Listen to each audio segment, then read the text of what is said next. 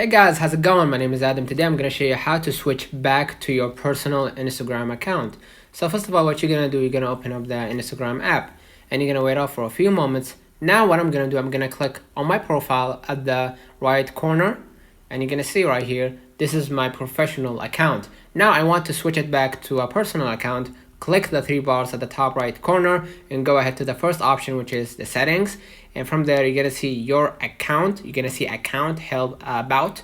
Click the account, scroll a little bit down and click right here in the blue highlighted section. You're gonna see switch account type. Click on it.